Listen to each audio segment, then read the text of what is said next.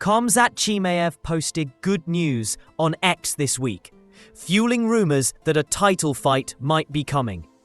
During UFC 300 media, Dana White was asked about headliners for International Fight Week and didn't rule out Khamzat versus Dricus.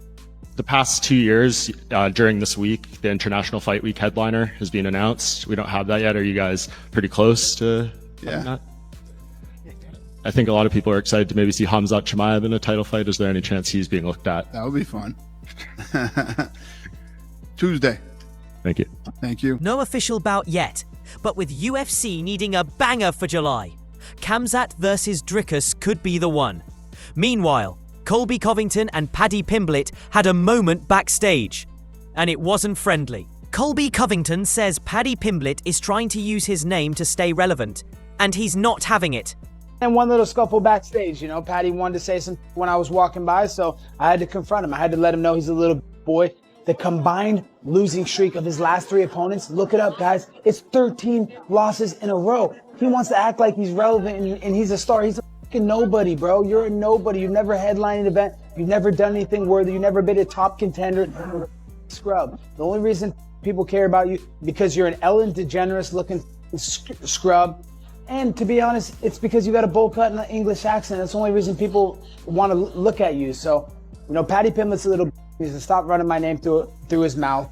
Just stay relevant, because he's just using me to stay relevant, because he's never accomplished anything. He's never going to get to a title fight. He's never going to win a title, period. He's a irrelevant bum. So when he starts cutting all that weight and cutting chromosomes, and he wants to come to a real man's weight class and fight a real man, he can get his whooped. So he needs to keep my name out of his mouth. Otherwise, he's going to end up with my foot in his...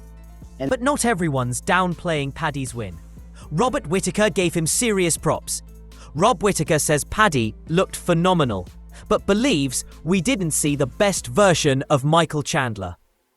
Mate, Paddy's outstanding. Yeah. I've been on his bandwagon since he came back. Yeah. He never left, but you know what I'm talking about. He had that dip, fall from grace. Yeah. Right. Since then, since he switched on and he started just putting a beating on people, he stopped mucking around as much. I just love seeing what he's doing, and you can see that the harder the competition, the more you're getting out of Paddy. Yeah. And there's no doubt in my mind that wasn't the best version of Chandler we've ever seen. Mm-hmm. That was a Chandler that looked like he's sick of getting hit. He's sick of the work that it takes to get there. He's a little gun shy because he doesn't want to. You know what I mean? He looks like he's kind of over it. That's the vibe I got from him in that fight. Yeah. And there is no one to make you over it as as well as Paddy, because he was making Chandler pay for every step he took. When he would move forward, he would piece him up. When he move away, he would piece him up. Like it was, it was so impressive, because regardless of the version of Chandler you get, he is still so dangerous. Yeah. Ian Garry also saw this coming and posted his prediction receipts.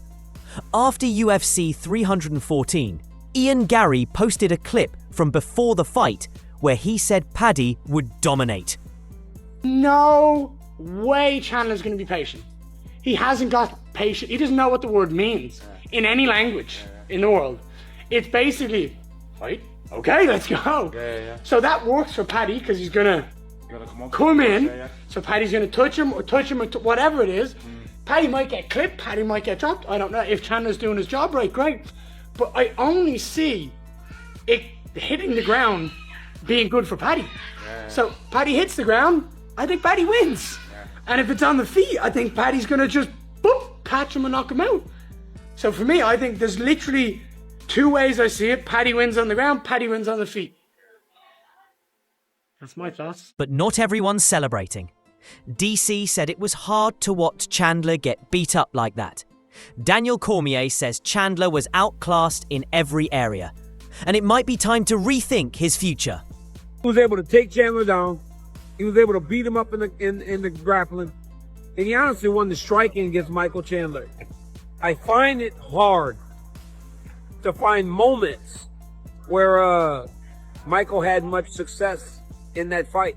And that said, we spoke about not being able to lose to the next generation of guy.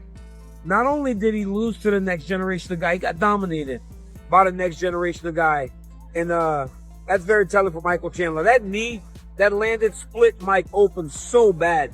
It's hard to watch when a guy you consider a friend starts to get it gets beat up in that way. So hats off to Mike for his courage, and hopefully he recovers very. Meanwhile, Tim Welch is already fantasy booking Paddy's next fight. Who would have thought? Who would have thought?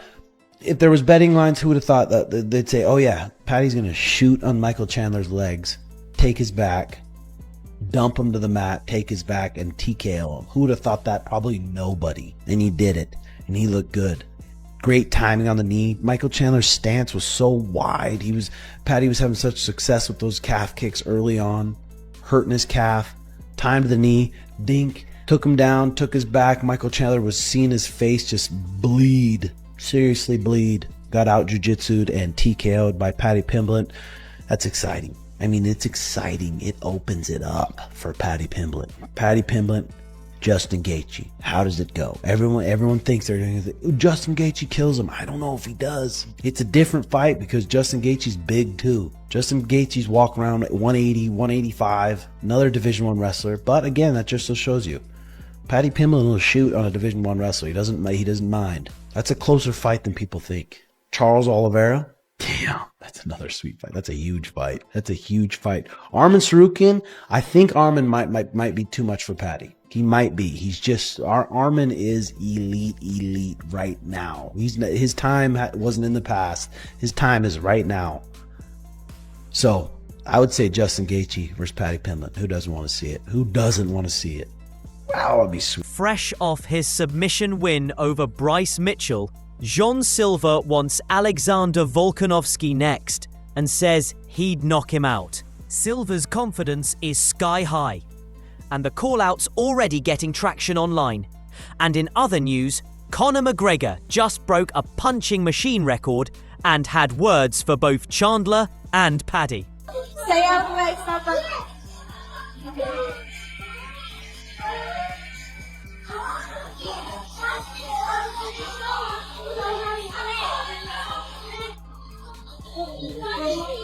Hey, the record! Yep, boy! We got the record, the champions of the world! The McGregors!